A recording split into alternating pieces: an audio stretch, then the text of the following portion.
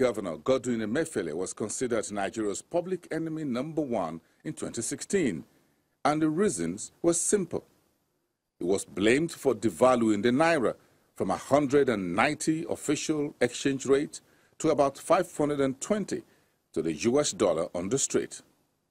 Emefiele was accused of creating foreign currency scarcity and partly responsible for dragging the overall economy into recession. But all explanations behind the scarcity and rationing of FX and the opening of several FX market windows and exchange rates fell literally on deaf ears.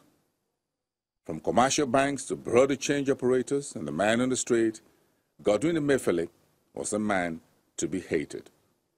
You need to prepare for something else, and I'm sure you're preparing for that.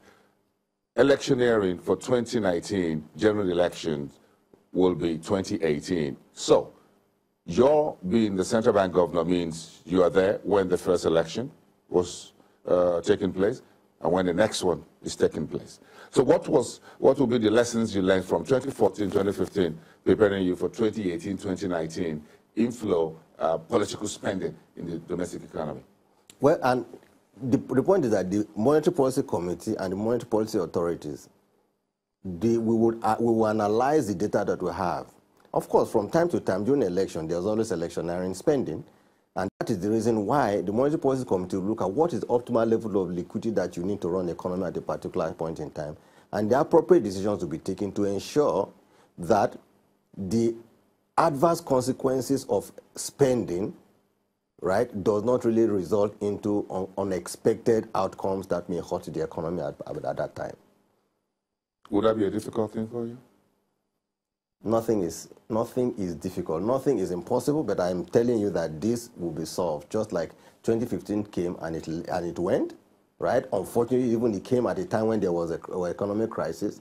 We're hoping that 2018, with the stability in crude prices, coupled with the fact that we're building reserves at this time, coupled with the fact that by that time, hopefully, we would have been able to tame inflation to a level that is comfortable and that is good for the country, we will deal with the situation when it confronts us. Let me ask you about, let's chat to the state of the banking sector and the financial system. Give us a status report. I'd like to say that the strategic health of the banking industry is sound, because the major parameters you will use to assess it are still good as I speak with you. No doubt that if you have a chain, there are some strong points of a chain, there's also weak points of a chain, right? There are some weaknesses that have occurred arising purely from the issues brought on the exogenous shocks that we have seen. But I'm saying in an economy where the standard practice for instance, capital adequacy ratio is 8%. The smallest bank in Nigeria, central bank insists that they must keep capital adequacy ratio of 10%. The bigger banks, national and international banks, must have capital adequacy ratio of 15%. So what we find is that maybe a bank, maybe instead of 10, hits a threshold of about 9.8, 9.8, 9.9%, will try as much as possible to put pressure on that bank to ensure that they build capital by raising more capital, right? Or that they retain more of their profits so they don't pay dividend or pay less of dividend to people to shore up their capital. Those are the kind of things we are doing. But the important things I'm saying, even the 9.8 or 9.9%, which is maybe 0.1% below the threshold set by the central bank, is still above the standard practice or standard expected of 8%. The banking industry, the liquidity ratio that we find in the banks is still very good. As I speak to the liquidity ratio, average liquidity ratio is over 40% for all the banks. Do you understand? Now, aside from that, the only area where people have talked about is the level of NPLs. And let me tell you this. The level of NPL today that we have, which average about, in this case, maybe about 9 or a few points above 9%, is not unusual. And I will give you an example. In 2010, just about the time the stress test was conducted, just about the time we were just beginning to exit the last set of global shock. You know, there was a shock that was a momentary one for about 8 or 9 months between 2009. NPLs rose to 34%. 34%. But it came down, and of course, because of this shock again that started in 2015, we're seeing that the NPLs have moved up.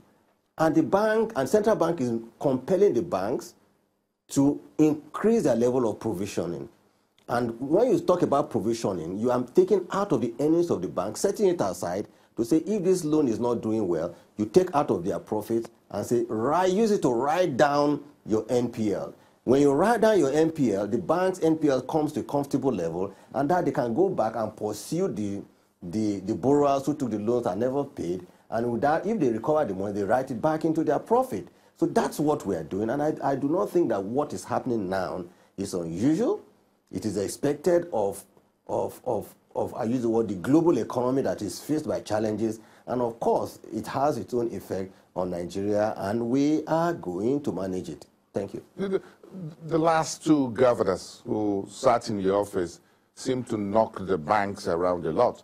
But people believe that because you are not so hard on the banks. The first one went with the bank consolidation, and your immediate predecessor knocked about 5 or 6, 8 banks off the street and all of that. Are you going to knock anyone? Do you see any of the banks that you need to knock within the term remaining in office? It looks like you're confirming most likely that you're very soft on the banks. You see, are you soft on the banks? I don't think I am soft on the banks. And if you ask the banks today, and the basic practice you find all over the world is that banks pay heavy fines. You've heard about banks, I don't want to mention their names. When there's an infraction, they get to pay billions of dollars. In Nigeria, we've seen banks pay as high as 4 billion naira in fine. It has never happened in the history of the country, right? So different regimes may come with different approaches. And I can tell you, we are not about killing a bank, because you must realize that the banks are not owned by just those shareholders. We've come to a regime where we need to begin to say that banks are owned by depositors, not by shareholders. So when you kill a bank, you think you are killing individuals who brought in capital to run those things. You are telling a lie. And I can give you this example. One of the weak banks that we are trying to deal with at this time, the institution of the bank, has a customer base of 4.5 million people. What do you think central bank will tell